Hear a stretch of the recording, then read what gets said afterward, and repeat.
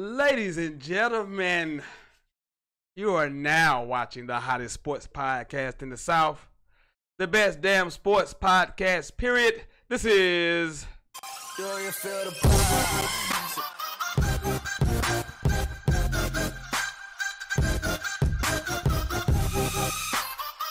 Yo! What is up, man? Welcome into a special Thursday edition. Not a special Thursday edition, but just another Thursday edition of the hottest sports podcast in the South. This is Sentell right here live on YouTube. You know I am the sensational Sentell Whiteman.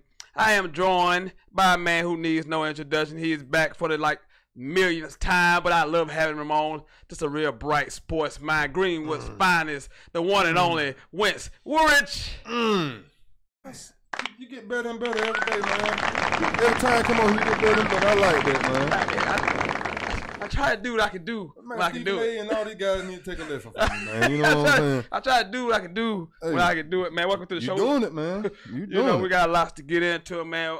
The AP Top 25 is out. We're going to give you that. I got my ACC, SEC power rankings since it's the halfway point of the college football season. I'll give you those in a few minutes. We got real news, fake news. We're going to get into that. Also, we got an NFL game tonight, Eagles at Giants. We'll talk about that in the next segment or two. And also a few college football matchups, a handful. We got 3 ranked versus ranked matchups, and then any other matchups you want to talk about, we can do that as well. And you know it's a Thursday show.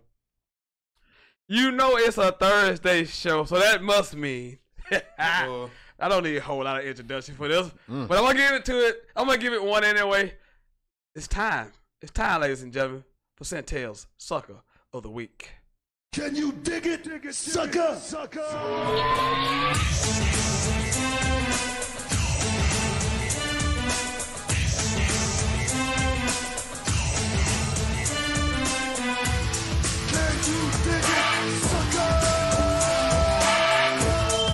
That's right. And it's time for Sentell's Sucker of the Week. And I could go a whole lot of different directions. I could go Kanye West, but Lord knows I don't have enough time to get into Kanye West. Amen. And quite frankly, I feel sorry for him, and I think he's sick, and which makes me sad because I used to love me some Kanye West. So I'm not going to even get on Kanye West. I could go Karl Anthony Towns and Andrew Wiggins because Jimmy Butler came at them and called them soft and questioned their manhood and their heart. But I think most of us already knew that. Yeah, oh yes. But you know, I'm going to save my special sucker of the week for this guy because when you throw a bus at when you throw a dolly at a man's bus, injure some of his people in his entourage on April 6th or April 5th of 2018, and then at the press conference, you call him overrated, an amateur, that you're going to maul him, that you're going to punish him, that he's in over his head, and then you step into the octagon on a Saturday and proceed to get your ass kicked and tapped out. But you have no doubt. You have no other option but to be Sentell's Sucker of the Week. And I'm talking to you, Conor McGregor. From the moment he walked into the octagon, into the moment he looked like a beaten man as he lay on the mat after being defeated, I knew he would never be the same. Because see, after you get all that money, things change a little bit. Things change. Your heart ain't in it no more. Once you make a reported $100 million boxing and not getting hurt, I can get $100 million. You mean tell me I can get $100 million and not get hit as hard as I do in the MMA? Then why in the hell would I ever fight again? But that's not why he's totally a sucker. He's a sucker because he called out Habib, talked about the man's family, questioned his religion.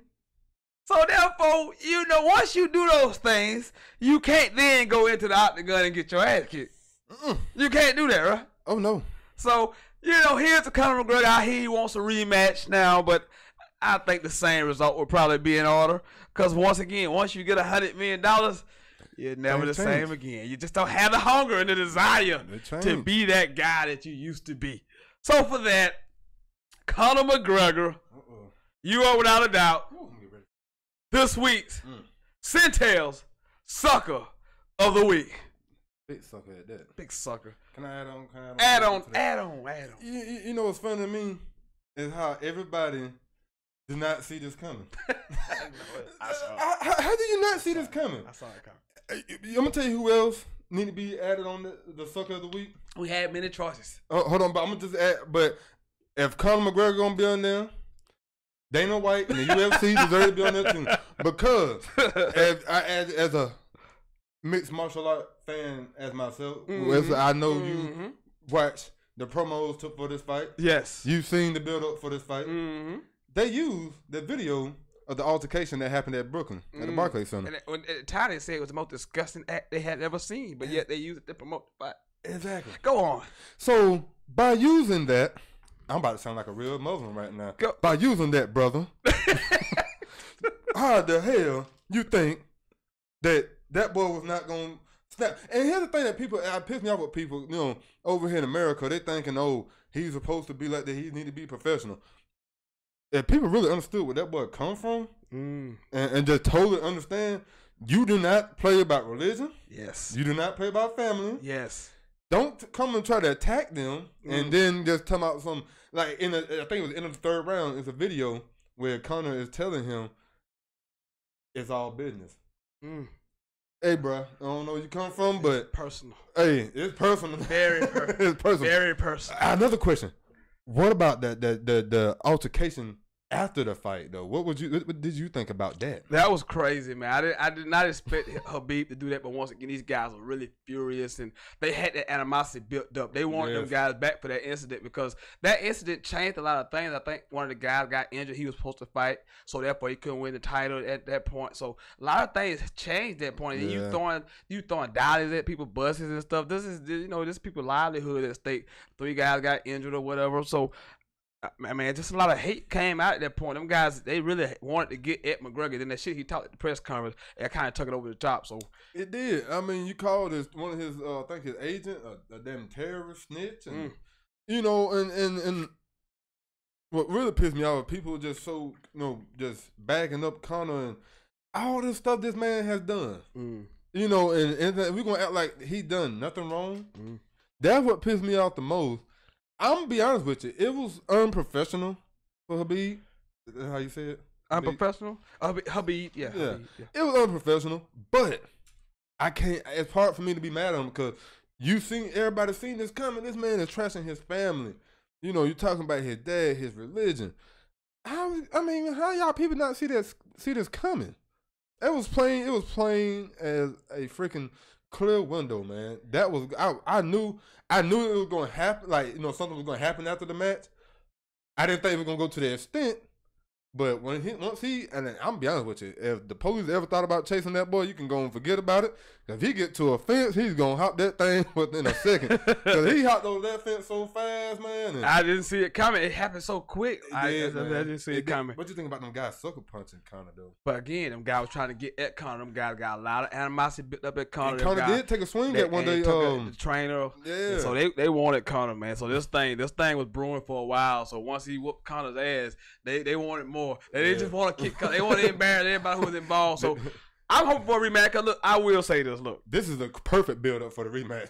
And they had a huge buy this week. They had one of the top grossing UFC main events ever. So they did good at the box. That card in general, it was pretty good. That was a good card. It was an excellent card. So I think the rematch is in order. But in fact, as a Conor, I do want to see.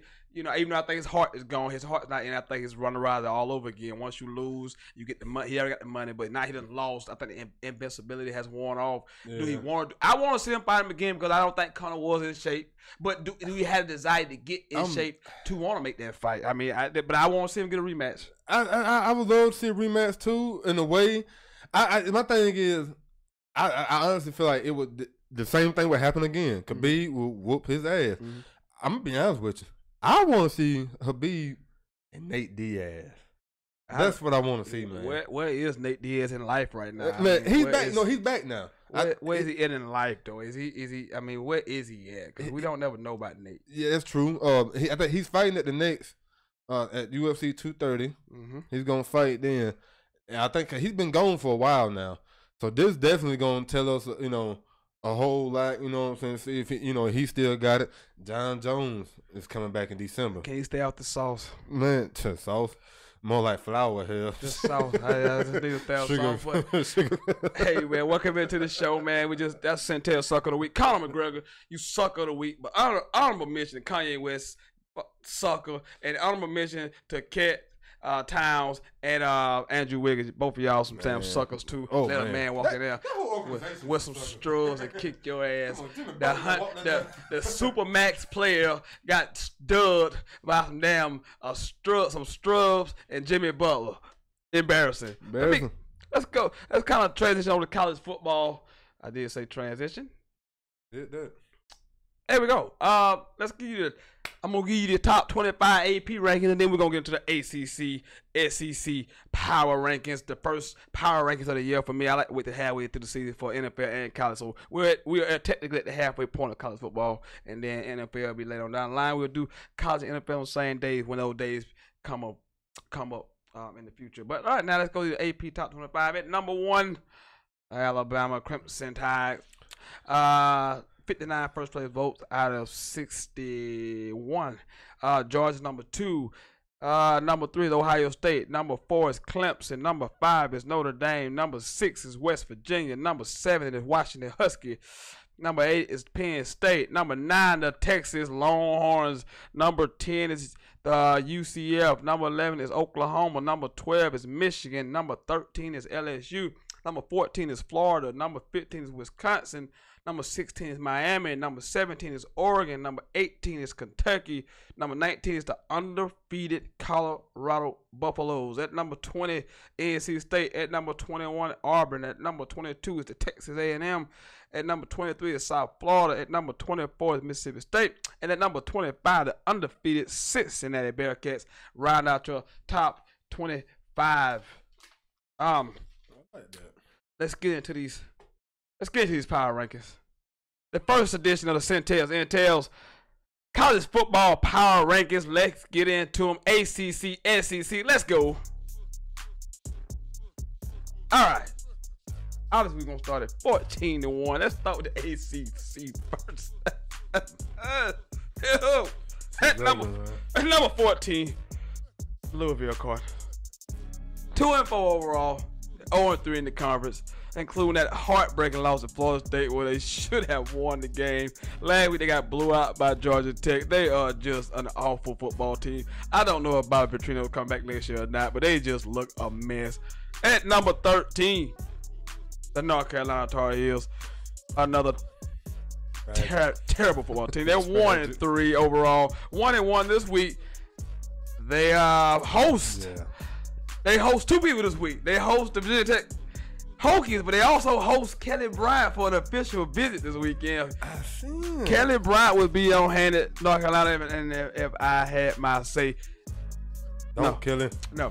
At number 12. Don't prove nothing, Kelly. The Wake Forest Demon Deacons. 3-3 overall. 0-2 in the conference. They've been beaten down the last few weeks. Clemson just housed them last week. Yeah. At number 11, the Florida State Seminoles. 3-3 overall, 1-3 in the conference. Tough loss last week, up 27-7. Get their arch rival Miami. They let it go, let it loose, and so here they are at number 11. At number 10, Georgia Tech. 3-3 overall, 1-2 in the conference. Don't know what quite to make of Georgia Tech. I mean, lost to Clemson. Lost to Pitt also, so I don't know what to make of Georgia Tech. They did beat Louisville, who is nobody. They're no good. At number 9 is Virginia. Bronco Mendenhall. 3-2 overall, 1-1 in the conference. Hadn't played 2 conference games, but the schedule is about to start picking up for them for its conference play, so we should see how good they are. At number 8 is Syracuse. Would have been a lot higher. 4-2 overall, 1-2, but they had the loss last week inexplicably to Pittsburgh. I mean, after beating Florida State, being competitive against Clemson, they lose to Pittsburgh. So they're at 8. At number 7, the aforementioned Pittsburgh Panthers. 3-3 overall, 2-1 in the conference. Wins over Syracuse and Georgia Tech. At number 6 is Duke. 4-1 overall, but only 0-1 in the conference. They haven't played but 1 conference game. Lost to Virginia Tech at home. But they're 4-1. Some good wins against Northwestern and Baylor. So we should see conference start to get more going for them as well this week. So we'll see what Duke does from going forward. At number 5 is Boston College. I'm impressed. 4-2 overall, 1-1 in the conference. Don't have really great wins in the ACC. Lost to NC State last week, so not really. But they 4-2 overall. AJ didn't play last week. Maybe he'll get him back this week. At number 4 is Virginia Tech. 3-2 overall, 2-0 in the conference. Undefeated in the conference. I mean, they beat Duke. I mean, they haven't played well out of conference, obviously. Losing to Old Dominion. Notre Dame winning that last week and just absolutely just demolished this. Pounded them. Sad times. Sad times. At number 3, the Miami Hurricanes. 5-1 overall, 2-0 in the conference. Wins over Florida State.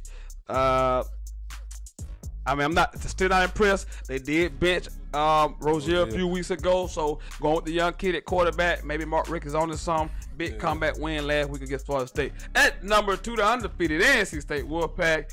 5-0, 2-0 in the conference. Big win against NC State last week, but they go on the road next week for a huge game.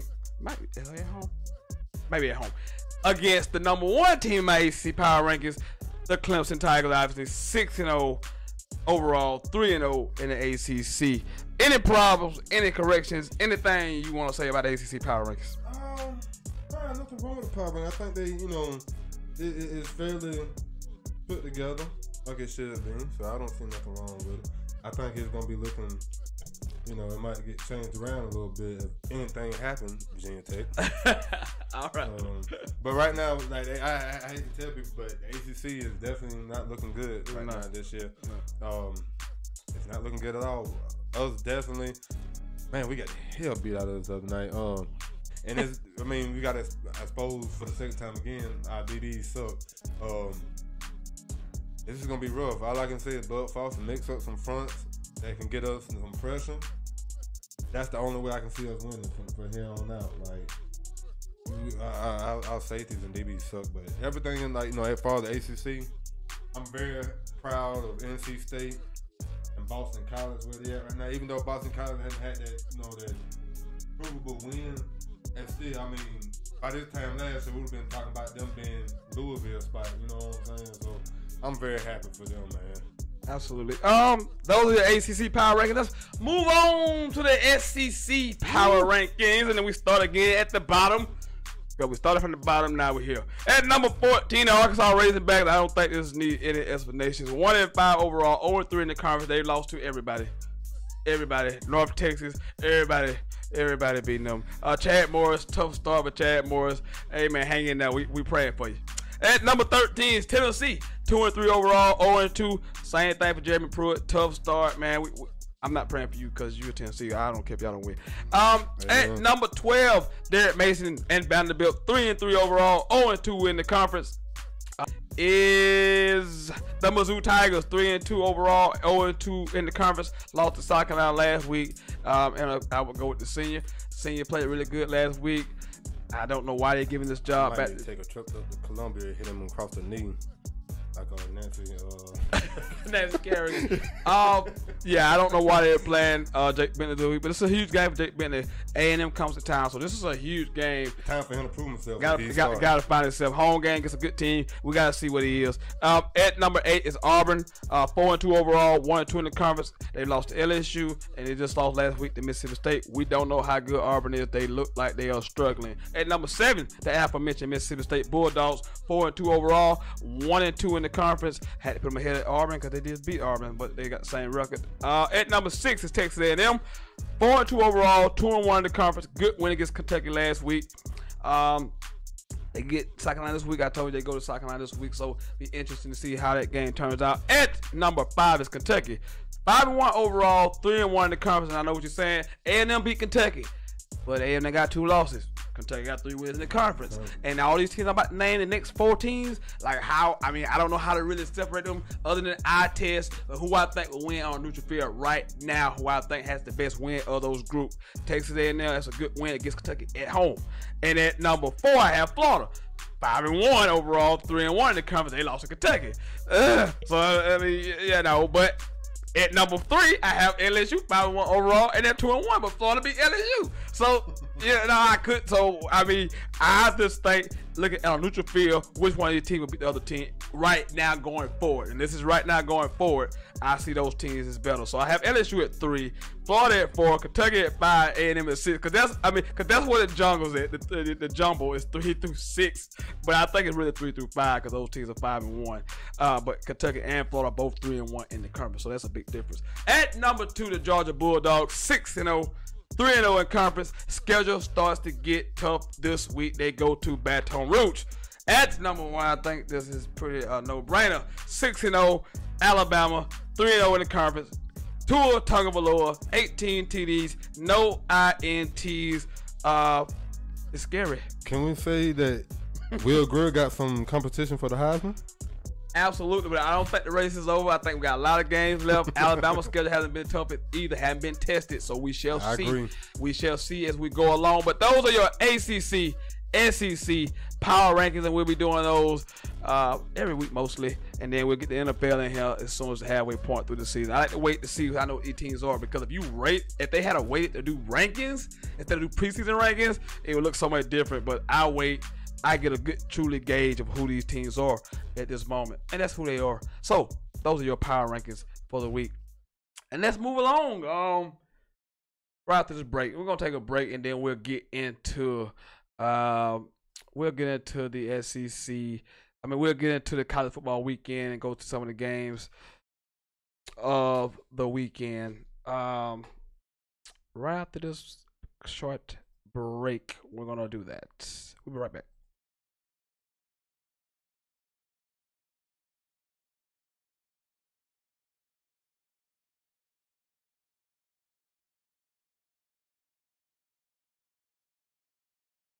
And we're back. Hey, the Magic of TV. Well, welcome back. Let's get into this college football weekend, man. I got a few good games. All the 3 top ranked versus ranked games. We're not going to spend a whole lot of time on these games, but we'll go down the list and we'll get into them. Number 2, Georgia travels to number 13, LSU. LSU obviously come out, they lost to Florida.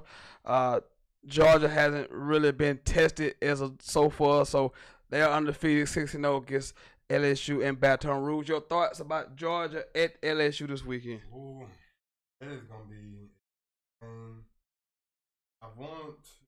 My heart's telling me, Georgia is gonna win, but LSU, I expect them there at home. Mm-hmm. They are going to be fired up. Mm-hmm. They are pissed right now. So it's a little scary on that one. I will say this. And I know Georgia, not Georgia, but LSU are getting points. I'm taking them points. Mm-hmm. That's just my opinion, because LSU, I think Georgia is the better team, mm-hmm. but LSU is coming out swinging. They are coming out playing hard. Mm-hmm. So I'm taking Georgia just because they just got too much, And but I would take, if you're a gambling man, I would take LSU with the points. Interesting game. I know a lot of people are going to look. If this was a night game, I would be more inclined to like LSU. Really, I think LSU would win this game. But I don't see it that way. Florida ran the ball for over 200 yards against LSU. Yeah. No one thought that Florida could be physical in the running game and run on LSU. I know Georgia can be physical and run the ball. So I think this matchup, I know LSU will come out with a lot of emotion, but at the end of the day, Georgia's the better football team. Oh, yeah. And they can run the football. I seen Florida run the ball against LSU.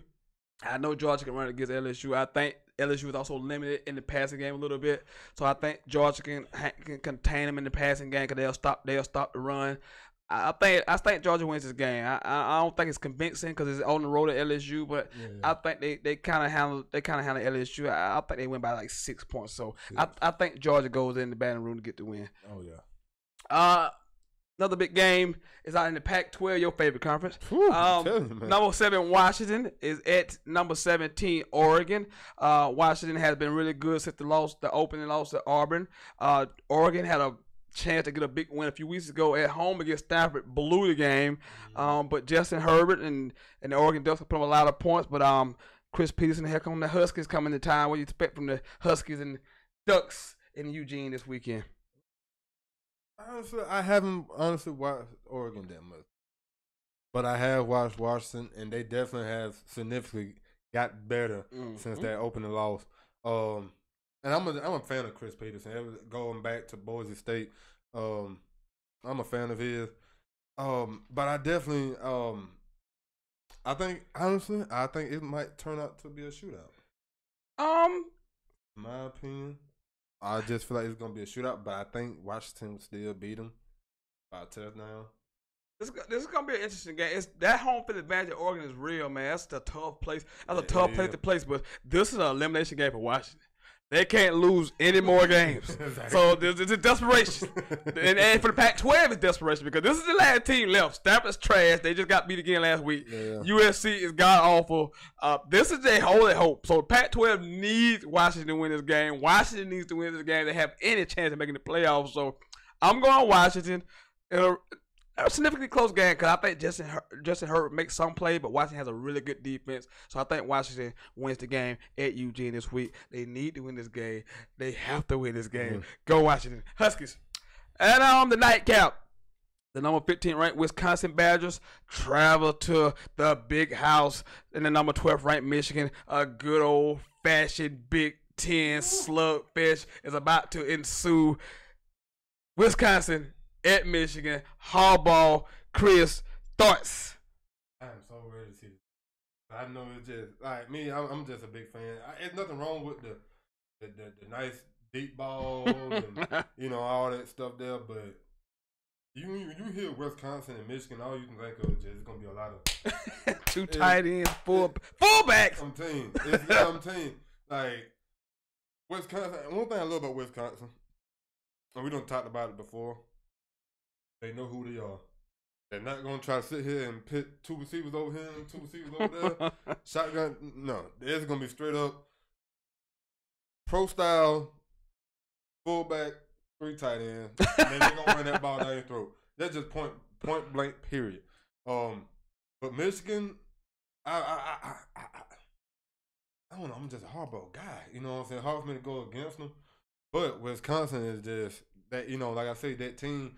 I feel like Michigan is finding their way with Mr. Patterson. I can't believe I just said that, but like we said, Wisconsin know who they are. They it's hard. I'm gonna have to skip me right now because I'm very tough on that one. This is a tough game, but I feel like these teams match up so well, man. Yeah. Michigan just don't have enough vertical threats, man. I don't like the passing game at all. Shea passing has not been good. I mean, he played well last week, but it was Maryland. I mean, they just look so anemic offensively. Wisconsin has struggled as well offensively too. They haven't found themselves, but dude, who you trust? Alex Hornibrook and Shea Patterson in this game, and that's gonna be the question. Because I think both teams won't be able to run the football. These teams are gonna. These are two of the best defenses in the countries, and they will not allow each other to run the football. I'm gonna have to take Wisconsin this week. I think I would like to take Michigan, but I just don't trust the receivers. I think Wisconsin can make enough plays outside that Michigan can't. This is going to be a low-scoring football game. I hope it's cold. People got on sweaters and jackets. I really hope that. That's what I'm praying for. But I got Wisconsin going to the Big House and beat Michigan. I'm just not impressed with them outside. I watched that whole Maryland game last week with Michigan. I'm just not impressed with Michigan offensively from an offensive standpoint. I can agree. I can't disagree with you on that. You gotta make a pick. Man, it's hard for me, man. But I'm gonna have to go. I'm gonna have to ride with you on this one, man. I'm gonna have to take Wisconsin on this one because I'm like you. I feel like they will make that extra play to win the game, even though it's gonna be a low scoring game. I see it come out to being like maybe 7-6 or something. Oh no, it won't be that low scoring, but it'll be low scoring. It will not get beyond 20. I'm looking at a 20-17 type football game. I don't see it getting over 20. I don't. See it getting that high. I mean, it'll be some plays there. It'll be some plays made somewhere. Turnover, special teams. It'll be some plays made somewhere where it won't be that low scoring, but it won't get over 20. This is gonna be a low scoring slobber knocker. First man who blinks loses. So I'm gonna go Wisconsin on the road. I think they need a win. They desperately need a win. And I think Harbaugh doesn't need a win, but I think Wisconsin at this point is better than Michigan right at this moment. So there's your college football for the weekend. If you want to call in, 864-378-5943, 864-378-5943. Phone lines are open if you want to get in on this college football action because I'm about to go to transition over to real news, fake news. But if you want to call in during that segment, you can more than more than welcome to get a call in right now because I would love to hear from you guys on the ACC Power Rankings, the SEC Power Rankings, even the Sucka of the week, or the college football games for the week. It don't have to be those top 3 games. It could be your favorite team. Carolina at home against A&M. I'm sure that's a big matchup for the locals. Clemson's off this week, so not a lot of news there college football-wise. So if you want to call in, you can, 864-378-5943, because we're about to transition to another show of mine, another favorite segment of mine. Real news, fake news. Wow, that's been a while for this one. Yeah, here we go. Real news, fake news. Here we go. Let's get into it, big homie.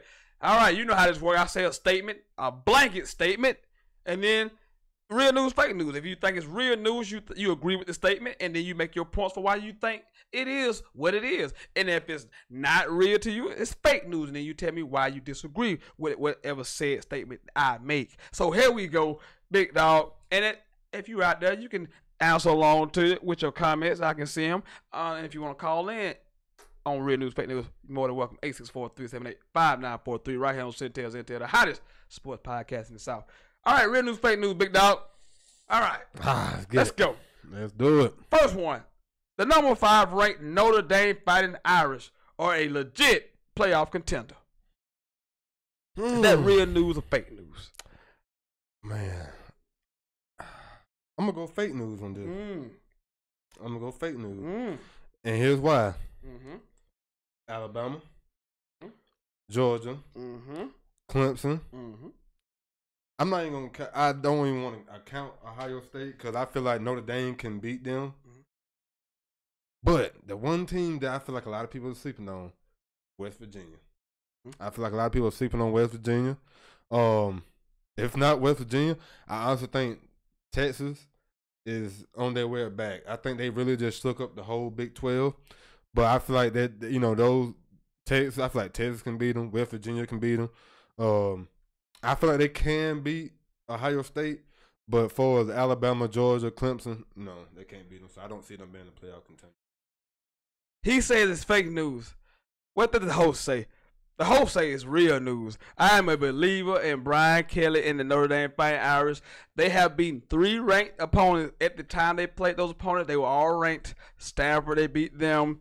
A couple other teams they also beat, but Michigan at the beginning of the season. But they beat 3 ranked teams at the time, and they went on the road last week and just demolished Virginia Tech. Come on, dude. You really have to put that emphasis on it? They play Inner Sandman at Virginia Tech. It's like it's this hype roaring entrance. They play Inner Sandman, and then the Sandman left. And then I checked the Notre Dame website after the game. They said Essex Sandman. So I thought that was 100% great trolling by the Notre Dame Fighting Irish public relations people. Hey, but got them last year, they got it this year. So but I believe they are. And again, I think they're going undefeated because the schedule now sets up really good. They do have to go to SC at the end of the season, but they get Florida State at home, which may not pose not a threat to them. But again, that's the schedule they own. They have beat 3 ranked teams, so they have enough clout built up. They're number 5 right now.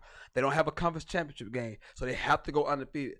I believe they can go undefeated, and they will go undefeated. I think Notre Dame somehow finds a way into this college football playoff. So I believe they are a legit playoff contender because they're number 5 right now. They're looking really good. Ian Book, they move him to quarterback has certainly paid off. It definitely has. For Brian Kelly. Has. Next one, you ready, big dog? Oh, yeah. All right. Clemson's Travis Etienne should be in the Heisman conversation. Is that real news or fake news?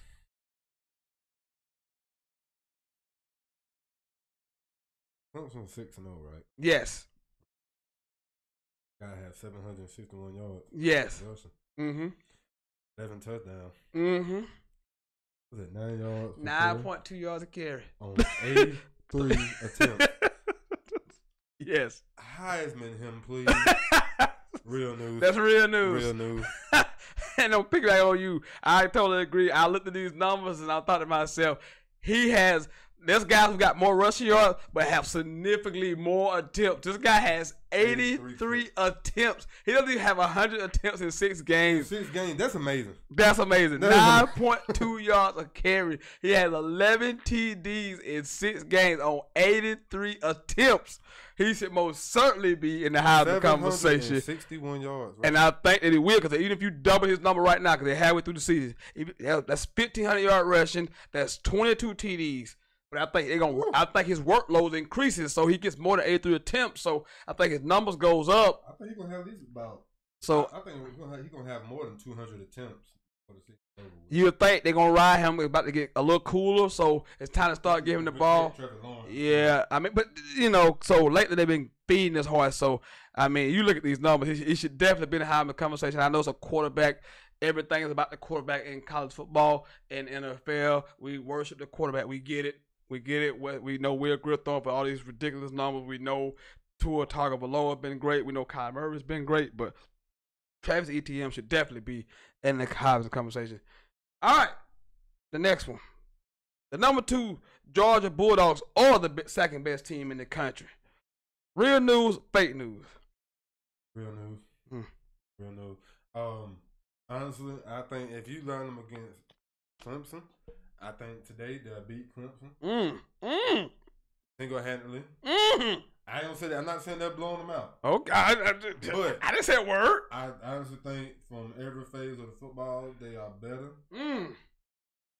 My opinion. I'm listening. When it comes to Alabama, it's like Alabama still sits at the top. But at the same time, you know what? And just now thinking about it, I'm gonna say fake news only because Georgia. Who did they? How they played? I think they played better competition than Alabama. So it can be an argument that they should be number 1 because they strength of schedule. Oh, so you said fake news they should be number 1. It's an argument they can make because. You making a case for them to be number 1? I'm hoping none of my friends that Georgia. No, they watching. You know what I'm saying? No, don't backtrack. But I gotta give props where it's due. Their strength of schedule is better. They went out there and done it. Alabama hasn't. Point blank. Period. I mean, I think they deserve to be the number 1 team. What does the host say?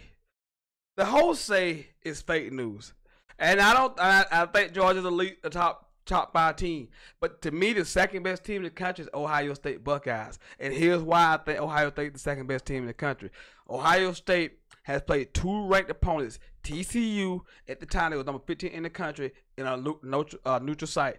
Then they went on the road and be the top 10 Penn State team in their building. Dwayne Haskins has 25 TDs in 6 games. I'm not a math major. I'm not a math guy. Yeah. But they play 12 regular season games. He has 25 TDs in 6. He's on pace for 50 TD passes. Yeah. Meanwhile, Georgia has only played 1 ranked opponent, and that was South Carolina early in the season. Not that Georgia's not good, but I think if you look at resume and look at the style, Ohio State has scored at least 40 points in every game except for 1. They haven't scored at least 40. So they have looked better than me. They have played better competition. So at this moment, I would have Ohio State as the second best team in the country, although they are ranked behind Georgia. That's why I posed the question. Even though Georgia has a chance, they can go to LSU this weekend, beat down LSU, and all this will be mute. But I have Ohio State as the number 2 team in the country on Real News, Fake News. And the last one, Real News, Fake News. This is funny. All right, Real News, Fake News. Nebraska coach Scott Frost is regretting leaving UCF. You regret leaving there? Hell yeah! What? Real news. Shit. Hell yeah. Shit. Come on, man. I was over here the whole time like, man, go ahead and get out so I can just say it. Hell yeah, man. He was granddad shit. Oh, man. my goodness. What's Nebraska record? They're 0-5. Oh, okay. Okay. I'm gonna say fake news. I'm gonna say fake news.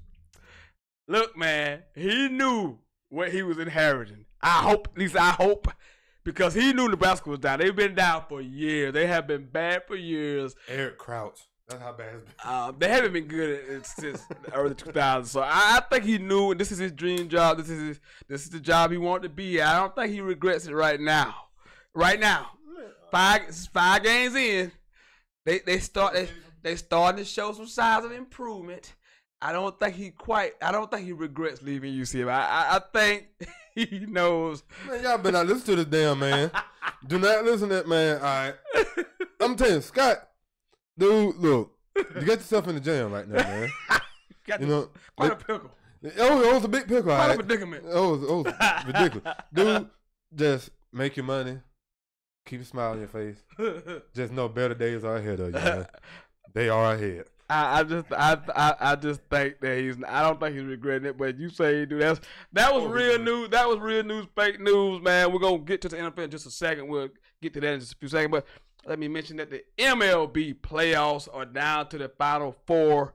The ALCS and the NLCS are set tomorrow night. The Brewers and the Dodgers will have game one in Milwaukee. And on Friday night, the Boston Red Sox will tangle with the defending, reigning, current champions, the Houston Astros, on Friday night. Weird when you say that. Yeah. The Houston Astros on Friday night. So that's your MLB update for the week. And right after this break, we're going to get into the NFL, preview the game tonight, and preview a couple more of the big games of the weekend before we get out of here. So give me about 10 seconds and we'll be right back.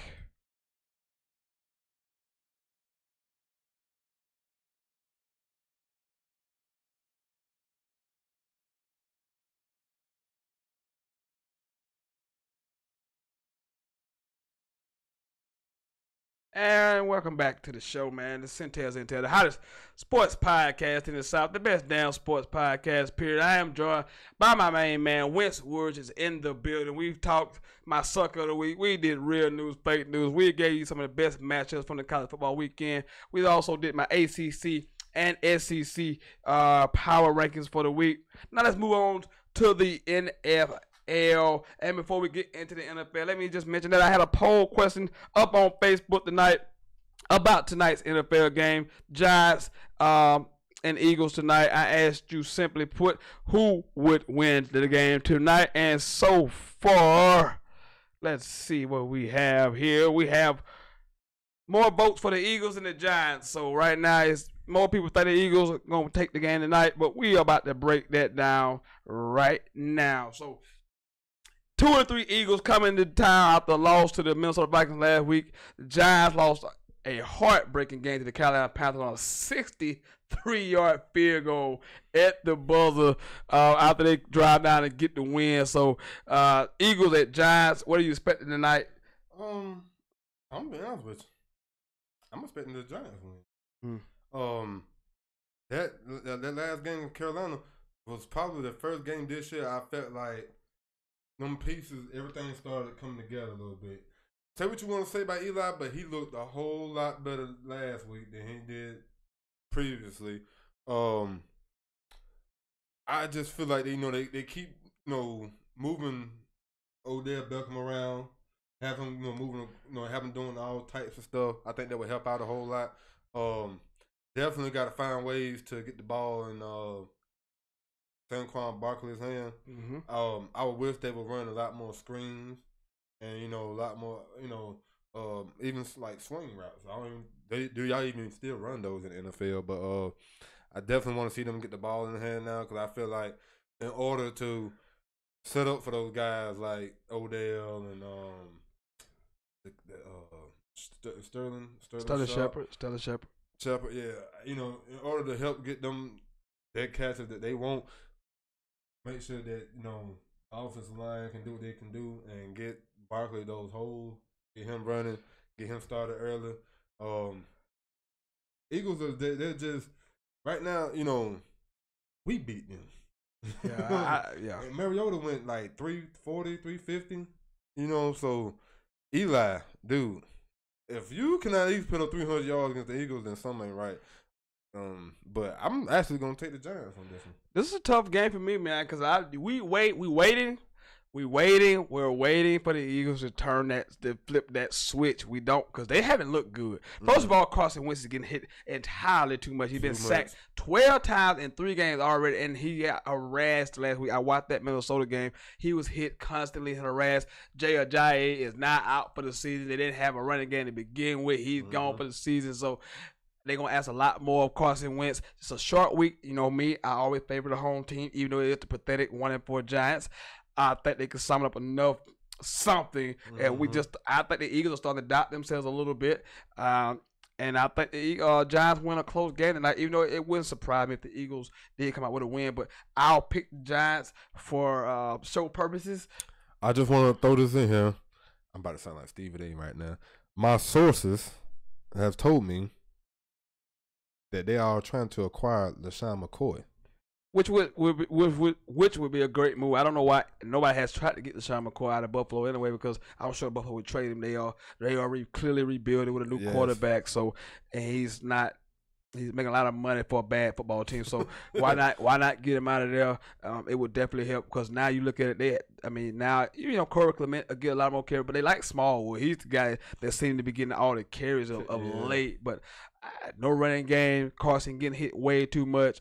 Short week. Giants at home. I got the Giants. All right, moving on. A big time AFC North matchup. The 2-2-1 Steelers travel to the 4-1 Bengals. That's the Marvin Lewis led Bengals. Are 4-1 right now. Atop the AFC North, the Bengals. Steelers come out for a big win against the Falcons. Put up 40. The Falcons are a mess. Steelers at Bengals. Thoughts? Gonna be a very, very interesting game. Coming into this week, you would think that it'll be a high-scoring game, but I don't see that happening. Only because, for one, these are rivals. It is gonna get real nasty out here.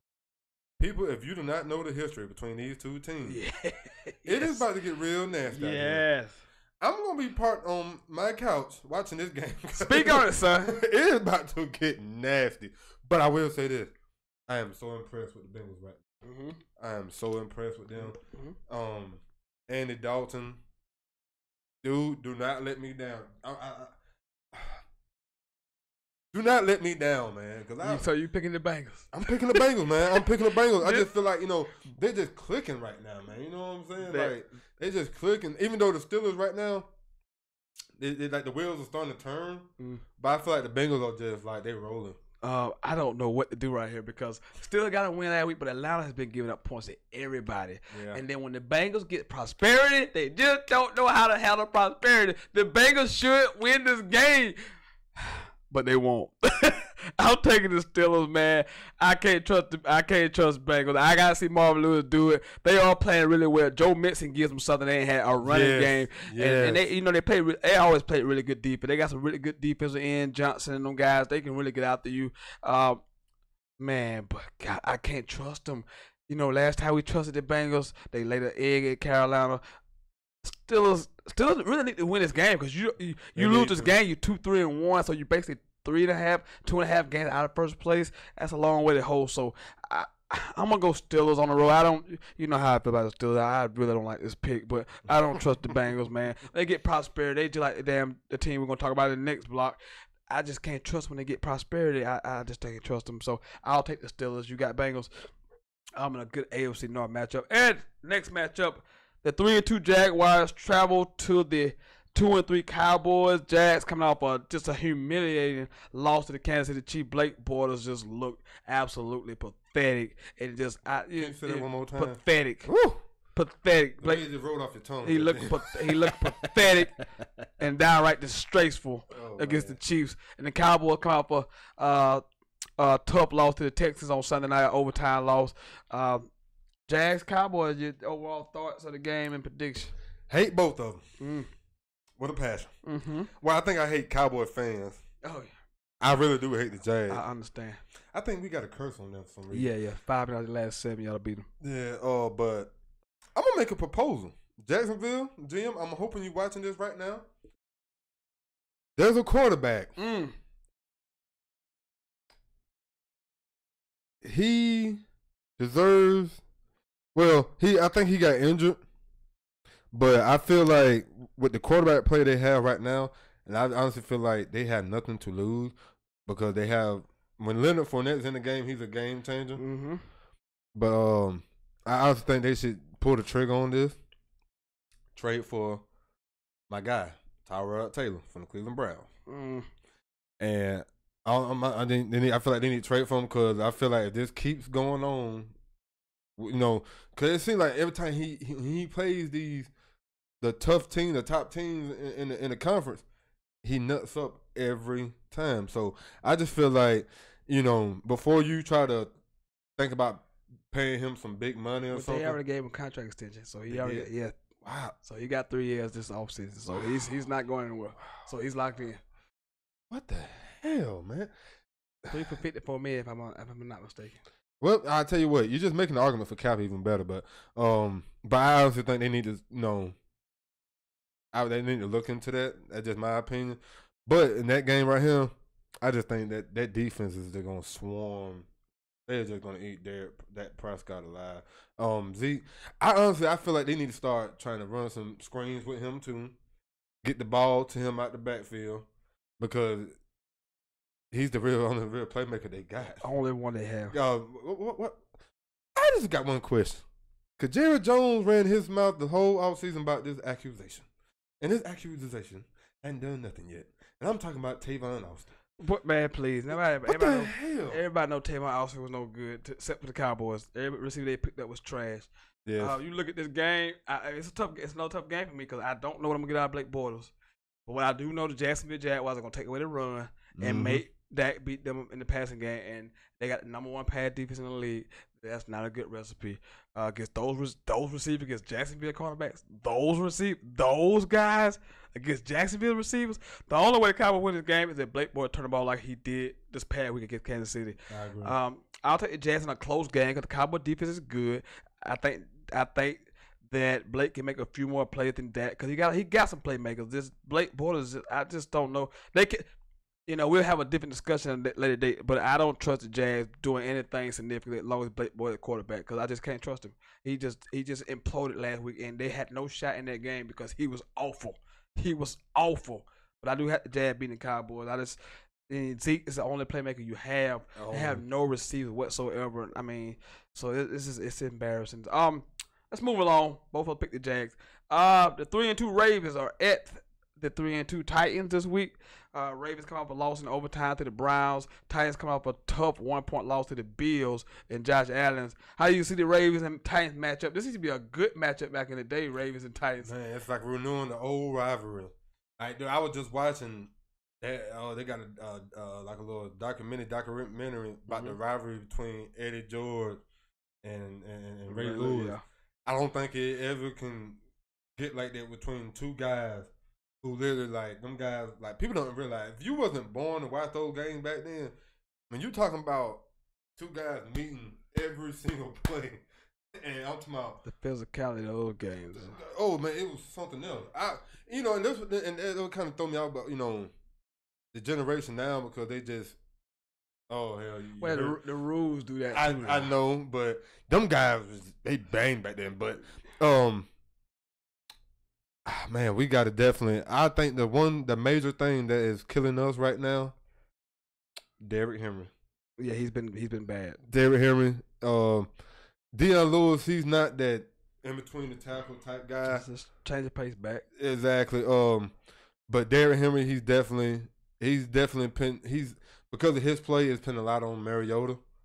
Also, our DBs, Malcolm Butler in general. He's like, I think he's been ranked the worst DB in the league. Pro Football Focus. Yeah. He paid a lot of money. Yeah. Paid him a lot of money. So Bill Belichick knew what he was doing. I'm just kidding. I don't know, man. He knew something. Not really, but we definitely. I think the thing with us, we definitely up and down. Mm. Both these teams. It definitely. We both of like we just came one week we played against Philly and Mariota threw for like 350, and then now he comes in and he throw for like 130. And then the thing that kills me, our defense didn't even allow no more than 200 total yards that game. our defense surprisingly, I mean, because I figured our defense played good this year, but it's surprising how good they have played. They have been well. Especially, like, now I tell people, you think if we had a running game and the offense was, ran better. I mean, you're talking about a defense that presses up, I mean, the guys that they're probably talking about a top 3 defense, maybe. But I mean, come on, you do. You know I'm biased, so I'm taking. Oh yeah, well, I knew where you were going with this. I mean, a tough matchup for me to decide. But I don't, the Titans have no running game. The Ravens can run it a little bit, but who you trust? Joe Flacco or Marcus Mariota? Tennessee at home. I think from that special team.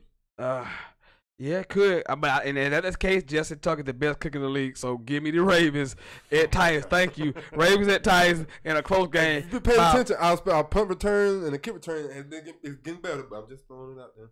By a field goal to Ravens over Titans. By a field goal, 23-20 Ravens. And the big one on Sunday night, the big one on Sunday night. The 5-0 Chiefs travel up to Foxborough to take on the 3-2 New England Patriots. Pat Mahomes has been outstanding. 14 TDs. He's been absolutely great. Andy Reid is 1-5 against Bill Belichick. The only one win with the Chiefs was a couple years ago with the damn Chiefs. When they went into Foxborough and beat them. But Brady's been great. Josh Gordon is back. Got in the flow thing, caught TD pass last week. Julian Edelman's back. Gronk looks healthy. They found something with James White and Sony Michel. So this should be a good matchup. I think it's going to be a high-scoring game. What you thoughts on the Chiefs and the Pats? Man. This thing you got right here was kind of, I've been staring at it. Andy Reid, 1-5. Against Belichick. But I think it's time for me to go ahead and put some respect on Patrick Mahomes. Put the respect on for a guy to go out there and do what he did to Jacksonville's defense, the number 1 passing defense. You have to put some respect on his name. Respect. But no weapons, man. Chiefs got some weapons. Yes, sir. Man, Tyreek Hill. I'm starting to think this boy smokes crack now because that boy can get up that damn field, man. Travis Kelce, arguably the best tight end in the league. That is. Jimmy Graham, you don't fell off my radar. I think I want to say you can also throw Tyler Eifert. He's up there. Eifert out for the season now. Yeah, really? Yeah. Wow. Yeah. Zach Ertz in that conversation. Zach Ertz, yeah, he's in that conversation. Yeah. Delaney would have been in that conversation, but he's hurt. But yeah, Travis Kelce, best tight end in the league. But the thing that gets me, walk with me on this. Yes. Walk with me. Yes. We know, like we've seen teams that go into Foxborough riding high, just falling. It just happened a few weeks ago. Dolphins went out undefeated and got murdered. But here's the thing, though. It's like with Belichick, he's going to have a scheme for Patrick Mahomes. And like I tell people, and I tell people, pay attention to the numbers of the Patriots. They might give up a bunch of yards. They do not give up a lot of points. They're always top 10 scoring defense. Exactly. Always. So those things are scaring me right now for Patrick Mahomes because, with a guy like Belichick, who he's going, he's going to find your weakness and he's going to exploit it. So this is probably and people think, the Patriots are not that good as they were last year, whatnot, whatever. I think this is probably his biggest test up to date right now because you're not just playing the New England Patriots, you're playing Bill Belichick in the New England Patriots. So with that being said, I'm still going to ride with Psycho Tom. Yeah. I still got to ride with him, man. I mean, I'm with you. I think Belichick comes up with something. I think it's a high-scoring game, though. Yeah. I mean, Chiefs defense is terrible. I just like the idea what the Patriots have found with a running game. They have found Sony Michel has found this place in his offense. James White has found this, which he's already had a place. But that Sony Michel as James White combination have looked really good. Now you get Josh Gordon in this offense with Edelman and Hogan can go back to his old spot and Gronk. I think it's a high-scoring game, but the difference is Brady would not turn the ball over like Blake Bortles did last week because the Jacksonville moved the ball. Yeah, They moved the ball up and down the field, but they turned it over. Those Blake numbers. Bortles in the red zone turned the ball over. I don't think Tom Brady does. I think Bill Belichick finds a way to come over a few stops against this high-powered offense. I think the Patriots have found their stride. I am taking the Pats also in a high-scoring game. So both of us have Patriots over Chiefs. So those are your NFL matchups, the notable matchups of the weekend. Welcome into the program if you just joined. Sentell right here live on YouTube. 864-378-5943 is the number. Few more minutes, we're going to get out of here, but we'll stay. Hopefully get a phone call or two. 864-378-5943 if you want to talk about some college football, you want to talk about some NFL, anything in the world of sports that you want to discuss, call in, comment, whatever you want to do. We'll stay a few more minutes before we got him because it is a big game tonight that I want to watch. I'm also want to note that my sources have also told me that there might be talks with the Tennessee Titans and the Detroit Lions. With that being said, Golden Tate has been the subject of the trade on his last year of his contract. Mm-hmm. So there's been talks, Mariota needing a They need to go to a guy. He don't have one. Man, you know what? And the thing about it, like Corey Davis, he has flashes. I just think at times, when you got that one person that everybody can just that knows, okay, shade the coverage that way. Exactly. And I think that's what been hurting him. Because me personally, if I felt like if we had Delaney Walker, that'd been a totally different story. Mm-hmm. But that hurts a lot. But there'd been talks of us giving up a 4th round pick and Tajon Sharp, who's like one of the fastest guys that I've seen. He's probably not fast as Tyreek Hill, but he's fast.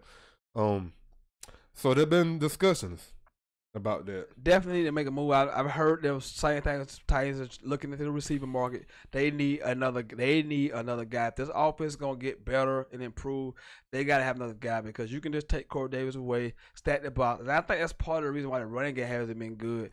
And then Mariota been inconsistent as well, but he gotta have some receivers on the outside. So I think they should definitely be in that market, just like the Eagles have to be in the market for a running back, because they are struggling, and we're waiting. We playing a waiting game. Super Bowl hangover is real. That's why I didn't pick them to go back. I didn't even pick them to go to the NC Championship game because the Super Bowl hangover is real. Oh, it's whether real. You win it or lose it, and it's just hard to repeat those things and get back up and be that good again. I agree. And you get complacent, and then Doug Peterson thinks he's a genius now, and just calling this elaborate game plan. So we should see what they do tonight. But Eagles and Giants, hey. Thanks for tuning in. If you're watching, you know what this is. The hottest sports podcast in the South. Sentell right here on YouTube. I'm joined by my man, Wentz Woods. We've kind of covered all our bases this week. Hopefully we can get a phone call too before we got here. If not, I'll be back next Monday night for Overreaction Monday. We'll recap all the weekend's action, and you people can react and overreact to what you saw from the weekend in the world of college football. But before we get out of here, let's do a little NBA kind of talk. Now that we're not getting all the way into it. We got one more preseason game, and the NBA season starts next week. We had the Lakers last night taking on the Warriors, so we got to see LeBron. Lonzo Ball was back in action. If you caught any of that action last night, any thoughts on the Lakers and LeBron heading into the NBA season? I've actually been watching them all preseason. And the only thing that scares me about that team, they don't have that shooter. See what I'm saying? They don't have that guy. They don't have a Steph Curry or Klay Thompson or Ray Allen. You know what I'm saying? A lot of athletes, a lot of quickness, a lot of speed, but nobody that can just step back. They don't have no shooters. No shooters. I'm gonna be honest with you. If Lonzo Ball starts for the Lakers, I would not watch the NBA. And don't get me wrong, me personally, I think he's a better defender than he is an offensive player. I mean, he has some quick hands. He's a good defender. I give him that. But offensively, I think you need somebody like Rondo in there. I thought they were going to start Rondo. Yeah, I think Rondo, need to take him under his wing. I've seen that he's trying to work on his form. Yeah, that thing is ugly, man. It's ugly. The first shot he took, it was airball. And then it's like the crazy thing about it, later on that night, when he actually used the new form. It was like Lonzo, man, like just build your confidence, do that shot. But I think them guys gonna be. I think sky's the limit. I think I'll give them the 4th seed. We'll get more into it. I mean, as the season goes, I was just asking you. I know you're a LeBron guy. I thought they'll do well. We'll get more. We'll talk some of it while the season goes along. We're not gonna go dive into it because it's football season. Right in the middle of football season, you got the NBA. I mean, you got the MLB playoffs and your college basketball will start soon. So we'll make that transition over to basketball. But right now, we're gonna focus on football. I just want to get your thoughts on that. Any last word before we get there? Get out of here and go watch some Giants and Eagles or good NFC rivalry. I'll tell you, man, everybody be safe out there. Mainly more than anything, just be safe. Wish everybody well this weekend. Any teams out there playing, wish them well. We got a fair going on down in Greenwood. I hope that's awesome. Yeah, you eat funnel cake? I'm not a funnel cake guy. I'm more of a candy apple, especially with the nuts. Oh, the caramel candy apples. And I can't argue with you on that. I can't argue with you on that. And the little fluffy, what's it called? Cotton candy. I'm more of that guy. I can't argue with that. There's nothing wrong with that at all. I can't argue with that. That's me right there. But appreciate y'all watching and tuning in. I will be back Monday night. You know what this is. This is the hottest sports podcast in the South. It's the best damn sportscast, period. I will see you Monday night. That's Wentz Woods. I'm the sensational Sentell Wideman. I am out.